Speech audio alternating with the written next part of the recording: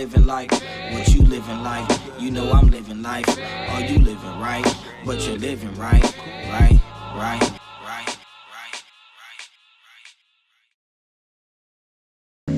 So if that one works, now we just talking about the mic, that's what that mic do it. That's doing it.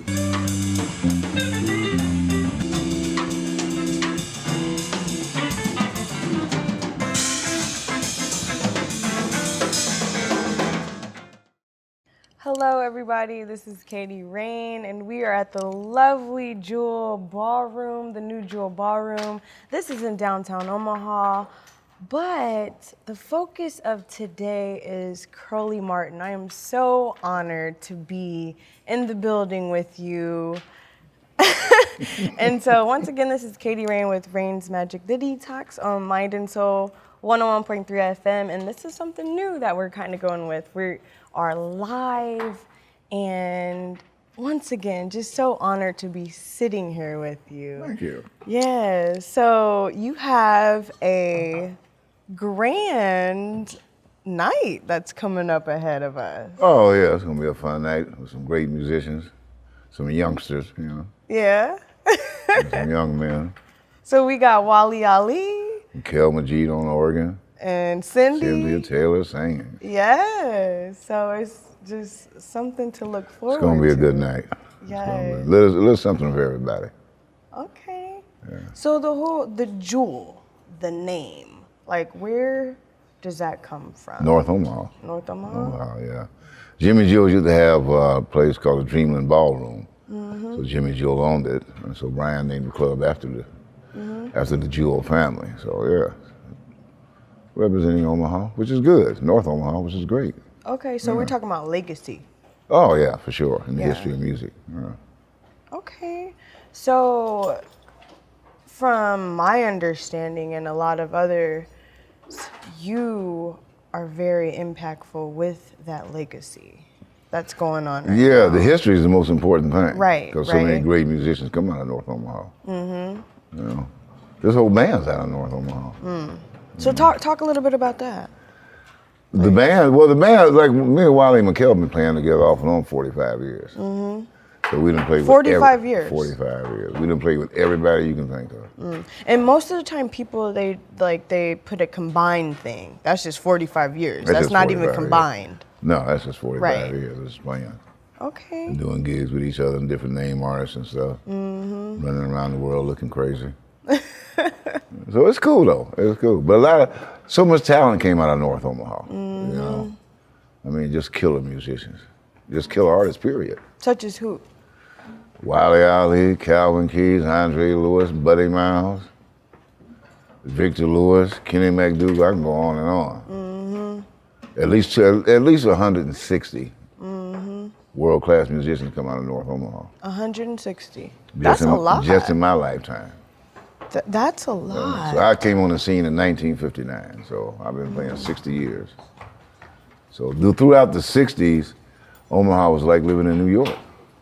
So everybody was working 6 nights a week in North Omaha. 6 nights a week. Yeah. In the 60s, for that whole 10-year span, oh yeah. No less than 5 nights a week. And all styles of music, not just jazz. You know, a little old school R&B, some blues, a little bit of everything. Big bands. You know, we had floor shows and stuff with dancers, comedians. So where was this at? Like, talk a little bit about, like, where was this all happening? Like, what did it feel like? Because I'm getting a sense of, like, what it felt like just from you talking about it right now. Like, what We all didn't did ever that think about it, feel 'cause it like? was just, I mean, you woke up in the morning in Omaha and you heard music on every corner in North Omaha. From doo-wop singers to whatever. So it was music 7 days a week. You'd always pass somebody's house, there'd be some singers in the alley, there'd be some cats in the house practicing. You know, if you go by the barbershop, that was the barbershops in North Omaha was our music schools. Because most of the black musicians cut hair. So what happened was they'd be cutting hair and giving music lessons at the same time. More mentoring than anything else. So it was about the music. And, like, when you speak of mentoring, like, what were those conversations like? Tell you to shut up and listen and learn. You know, respect the music. That's the first thing. Study your instrument. Because there's no such thing as the best. There's no such thing as the best. You can be one of the best, but you ain't gonna never be the best. There's somebody in some basement somewhere killing that you might not never hear about. And so that's another thing. So many unheard people think just because you don't make a record or get a Grammy or nominated, cats ain't playing. No, there's a whole lot of cats playing that you ain't gonna never hear about. You know. So Now it's a lot are we different. speaking about? I was just about to say, are we speaking about back then, or are you Back talking then, about today? now it's just they're not taking the music serious. You know, everybody's just playing. And what do you mean by that? Well, You just gotta said respect. that. You gotta respect the music and don't get full of yourself. And don't think you this great artist Right. in Omaha, Nebraska. So like Sankofa, like go back and get it. Know your Yeah, history. what I tell know- my students is, you know, you gotta pack your stuff and get on out of here. There's nobody coming to Omaha to discover you. You gotta leave. You got to go. Because if you're gonna be entertained, the better people you perform with, the better it's gonna make you. You can only go so far in Omaha. You know. So once again, just kind of like going back to like the platform of this show period, it's all about detoxing the mind, the body, and the soul. All that. And I think music plays a huge part of that. So what I'm hearing from you is like explore what's outside of Omaha, explore yourself. You have to, or else you can't. You're not gonna do anything. You're not gonna make no money. Ain't nobody coming to Omaha to discover you. Like I said, nobody's gonna know nothing about it. You gotta build up a repertoire and a resume. It's a job. You got to have job references. It's like any other job. Right. You know, you can't go. If you go to a city like LA or New York, you might not even get a gig for a year or two. You got to get known For a to go year or around. two? Yes, you got to get around. You can't just hop into it. No. You got to prove yourself first. In Omaha, you can just go on and play. You can't do that in New York, LA. We're really talking about the world. You can't do nothing if you go to LA or New York and nobody knows you, you can't even get in on a jam session. You can't. Do you know him? No. Anybody know? Oh no. Yeah. So you know, like I tell my students, you got to leave. You got to go. You got to go see what's happening. You know, don't stay in Omaha. Everybody telling you great. Don't even listen to that because you're in Omaha. You know.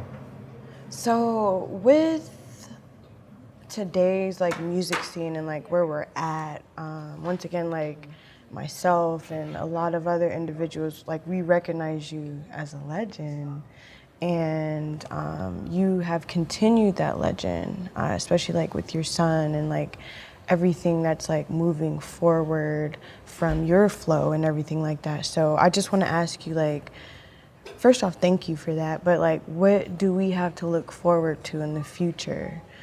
And what types of things should a musician look into if they're trying to grow themselves organically and genuinely? Everything. Just don't be a one-sided musician. You know, just don't play one style of music. You'll starve to death doing that. It's a business. So don't like box yourself in. No, I mean, whatever the gig called for, you should be qualified to play it. Right. If you want the money. Now, if you don't want to make no money, then don't do nothing. Play one style of music. And again, starve to death. You're not gonna make any money. So like, should people be seeking mentors? Like, say that they consider themselves a jazz musician, but like you're saying, like branch out and do other things. Like, should they seek like mentorship? Like, The mentoring thing when I came up was great, so we're trying to bring that back. Right. It's in a few more months, we're gonna have the Martin Foundation. So I can't really speak a lot on it, but it's gonna that's happen. okay. It's gonna be a mentoringship thing, you know. I'll have my friends come in from LA and New York, talk to the young kids and stuff, you know. So why is that so important though? Like Because that they whole, can see other people their age just making a living out of this business. You know? And I'm talking about young kids that I play with and stuff. Like on my new album coming out, I'm the oldest thing on there. Everybody else is under 30, except me and Kamasi. So. So like, how old were you exactly when you did start like getting into a flow in Omaha? Like, Been playing all my life. Like, talk a little bit about that. Like, who did you run into? Like, who are some of your mentors? It was just so many musicians in Omaha. It was 4 or 5 It was kick-ass really drummers. poppin'. Yeah, it was just everything. And with the older cats, they would take you, if they knew you really wanted to play, like I said, they'd tell you, shut up and listen. That's it. You just sit there, you don't say anything. We don't have that kind of respect again, so we have to grow that back. You know what I'm saying? Keep your mouth shut and listen. You're trying to learn. Never get full of yourself. Never think you're great. Don't do that. So then you stop learning. Stay humble. Yeah. Yes. You know, if you can play, you can play. You don't need to tell people you can play. And don't fake it, you know? Don't fake it. That's why it's so important. If you're in places like Omaha, you have to lead. Thank you for... Because your friends are always going to tell you sound good. Right. Right. And thank you for bringing that up, because a lot of what I hear as an artist myself is I hear a lot of fake it till you make it. And it's like, why would I do that? I don't even know who came up with that. Right? I have no idea. How you going to fake it till you make it? Fake it till you make it. Like, what does that mean? Why would I do that? Authenticity. Like, that's throwing that out the window. You have to build up a reputation. I've been blessed. I've never made an audition in my life. I've never had an audition for nobody. No major artists I ever played with did I have the audition. The way I got my gig was just word of mouth. I got recommended for the gig. So I didn't have to audition.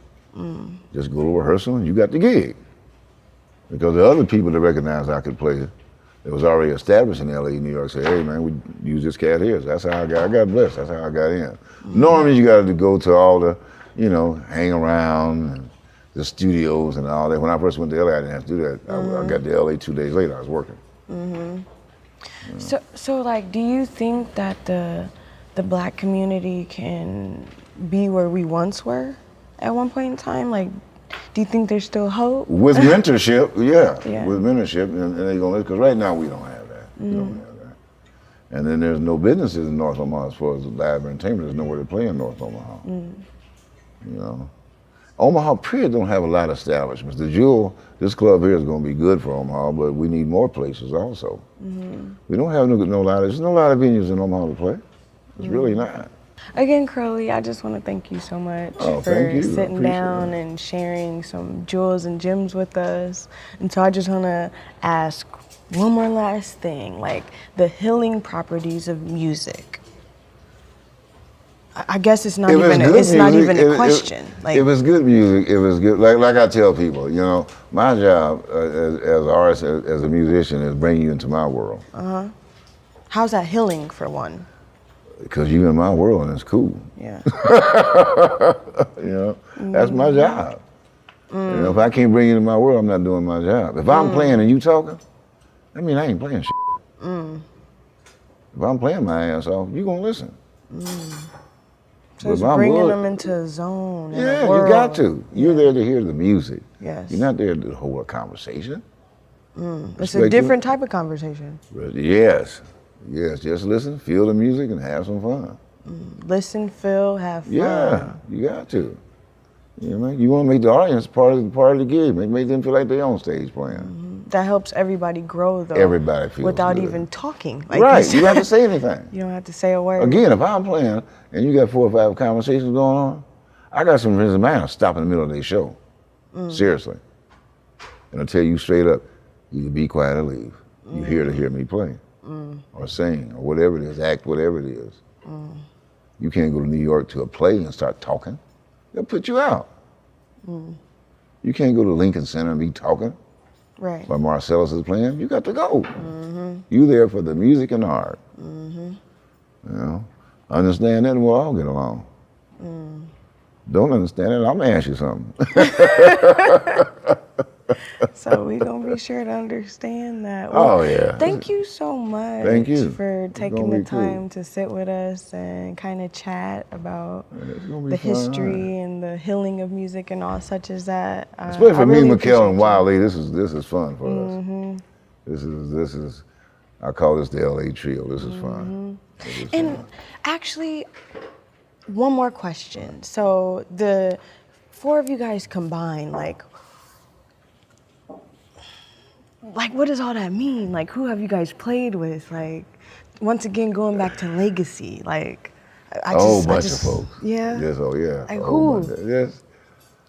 A whole bunch of, I mean, names of Yeah. the Jacksons, Marvin Gaye, Etta James, Little Richard, Willie Hutch. I mean, everybody almost. And all genres of music. Not just jazz, not just blues, not just R&B. Right. Yeah. Whatever the gig called for.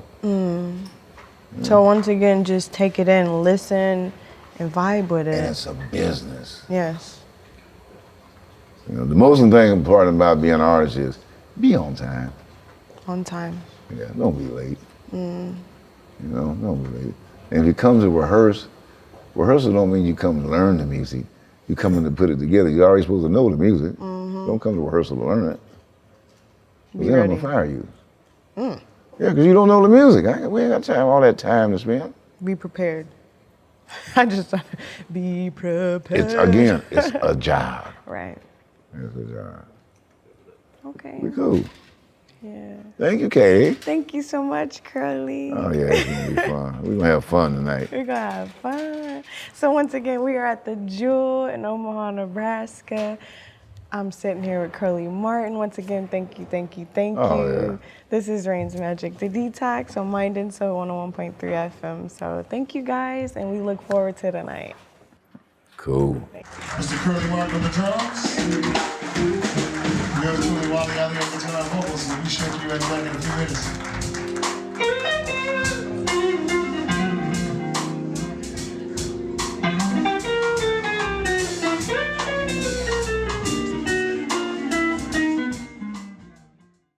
But you're living right, right, right.